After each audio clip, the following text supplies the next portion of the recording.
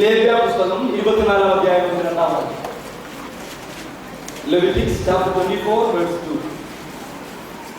ദീപങ്ങൾ നിത്യം കത്തിക്കൊണ്ടിരിക്കേണ്ടതിന് ഇസ്രായേൽ മക്കൾ നിലവിളക്കിന് ഇടിച്ചെടുത്ത തെളിവുള്ള ഒലിവെണ്ണ നിന്റെ അടുക്കൽ കൊണ്ടുവരണമെന്ന് അവരോട് കൽപ്പിക്കാം.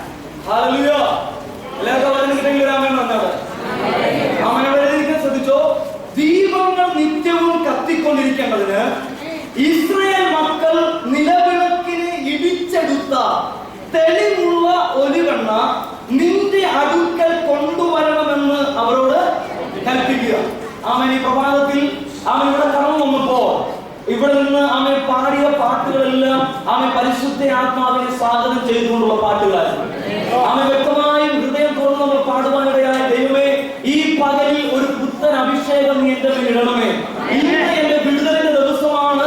ഇന്നൊരു അഭിഷേകം എന്റെ മേൽ ഒഴുകണമേ.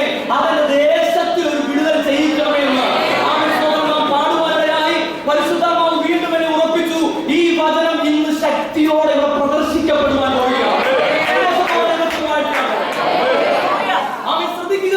പഴയ നിയമകാലത്ത് ദൈവത്തിനും മനുഷ്യനും ഇടയിൽ ആമേൻ നിൽക്കുവാൻ തക്കവണ്ണം ദൈവത്തിൽ നിന്നുമുള്ള അരുളപ്പാടുകൾ എന്തെന്ന് ചോദിച്ചറിഞ്ഞ് അത് പ്രാപിച്ച് തന്റെ ദൈവജനത്തിന് കൊടുക്കുവാൻ തക്കവണ്ണം ദൈവം പഴയ നിയമകാലത്തിലാക്കി വെച്ച ദൈവത്തിന്റെ പ്രവാചകനും ദൈവഭക്തനുമായിരുന്നു മോശ. ആ മോശ ദൈവത്തിന്റെ പർവ്വതത്തിലേക്ക് വീണ്ടും കയറി ചെന്നിട്ട് ദൈവത്തോട് ചോദിക്കുക, ദൈവമേ, ഞാൻ ഇനിയും തന്റെ ജനമാകുന്ന ഇസ്രായേലിനോട് എന്താണ് പറയാനുള്ളത്? ഞാൻ ഇനിയും നീ വീണ്ടെടുത്ത നിന്റെ അത്ഭുതമുള്ള കരം കൊണ്ടും നിന്റെ ഭുജവീര്യം കൊണ്ടും നീ നേടിയെടുത്ത നിന്റെ ജനമാകുന്ന ഇസ്രായേലിന് ഞാൻ ഇനി എന്താണ് അവർക്ക് ഈ പകൽ അറിയിച്ചു കൊടുക്കുവാനുള്ളത്? ദൈവം മോശയോട് പറഞ്ഞു, മോശേ, അവൻ നീ ചെന്ന് ഇസ്രായേൽ മക്കളോട് അറിയിക്കേണ്ട കാര്യം ഇതാണ്. അവൻ സ്തോത്രം, ദീപങ്ങൾ നിത്യവും കത്തിക്കൊണ്ടിരിക്കണം. ദൈവത്തിന്റെ പർവ്വതത്തിലേക്ക്, ദൈവത്തിന്റെ സന്നിധിയിലേക്ക് തന്റെ ജനത്തിനു വേണ്ടി താൻ എന്ത് അരുളപ്പാട് അറിയിക്കണമെന്ന് ചോദിക്കുവാൻ കയറി ചെന്ന മോശയോട് ദൈവം അവൻ ഇപ്രകാരം പറയുവാനിടയായി, നീ ഇറങ്ങി ഇസ്രായേൽ മക്കളിലേക്ക് ചെല്ലുക, അവരോട് ഇങ്ങനെ പറയുക, ദീപങ്ങൾ നിത്യവും കത്തിക്കൊണ്ടിരിക്കേണ്ടതിന് ഇസ്രായേൽ മക്കൾ നിലവിളക്കിനെ ഇടിച്ചെടുത്ത തെളിവുള്ള ഒലിവെണ്ണ നിന്റെ അടുക്കൽ കൊണ്ടുവരണമെന്ന് പറയുക. ഹല്ലേലൂയ. ഏതാണ് നിലവിളക്ക്? ഇവിടെ നാം ആ വാക്യങ്ങൾ വായിക്കുമ്പോൾ അതിനകത്ത് നിന്ന് നമുക്ക് മനസ്സിലാകുന്ന അല്പം കാര്യങ്ങൾ. 1 ദീപം, 2 നിലവിളക്ക്, 3 ഇസ്രായേൽ മക്കൾ, 4 ഇടിച്ചെടുത്ത തെളിവുള്ള ഒലിവെണ്ണ. ആമേൻ. സ്തോത്രം. ഞാൻ ചോദിക്കട്ടെ, ആമേൻ സ്തോത്രം, ഇവിടെ പറയുന്ന നിലവിളക്ക് ആമേൻ എന്തിനെ കാണിക്കുന്നു? നിലവിളക്ക് എന്താണ്? നിലവിളക്ക് എന്താണ്? നമ്മൾ പാടി 7 നിലവിളക്കിന്റെ നടുവിൽ മാറത്തു പൊൻകച്ച അണിഞ്ഞവൻ. ആമേൻ. 7 നിലവിളക്ക് ഏതിനെ കാണിക്കുന്നു? അവന്റെ സഭയെ കാണിക്കുന്നു. ആമേൻ സ്തോത്രം. ആമേൻ. ആമേൻ വചനം വിളിച്ചു പറയുന്നു. ആമേൻ സ്തോത്രം. ആമേൻ നിലവിളക്ക് അവന്റെ സഭയെ കാണിക്കുന്നു. അങ്ങനെയെങ്കിൽ ആമേൻ സ്തോത്രം, ഇസ്രായേൽ മക്കളാകുന്ന സഭ, ആ സഭയാകുന്ന നിലവിളക്ക്. അടുത്തായി പറയുന്നു, ആ നിലവിളക്കിനകത്തെ ദീപങ്ങൾ നിത്യവും കത്തിക്കൊണ്ടിരിക്കുന്നു.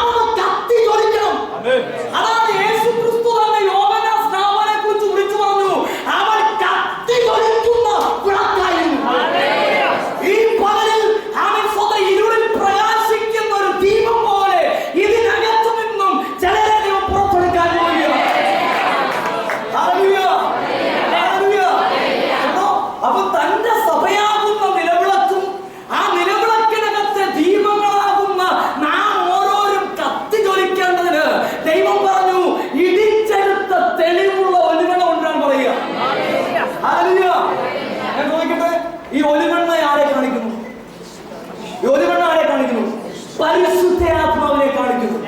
ആമേൻ. ആമേൻ.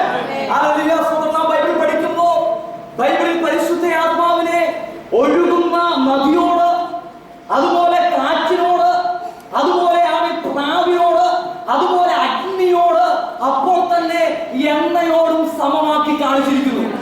ഹല്ലേലൂയ. അങ്ങനെയെങ്കിൽ ഈ പകലിൽ നാം ആരെ കുറിച്ചാണോ ഇവിടെ പ്രസ്താവിക്കുന്നത്, ആരെയാണോ ഇവിടെ പ്രസംഗിക്കുന്നത്, അവനൊരു വെറുമൊരു പ്രദർശനമായിട്ടല്ല, അവൻ മുഴുവാഴത്തോടെ ഈ പകലിൽ കടന്നു വരാൻ പോകുകയോ, ഇതിനെ കടന്നു വരാൻ പോകുകയോ, അവൻ ഇതിനകത്ത് ഉയരാൻ പോകുകയോ, അവനെ ഇതിനെ കടന്നു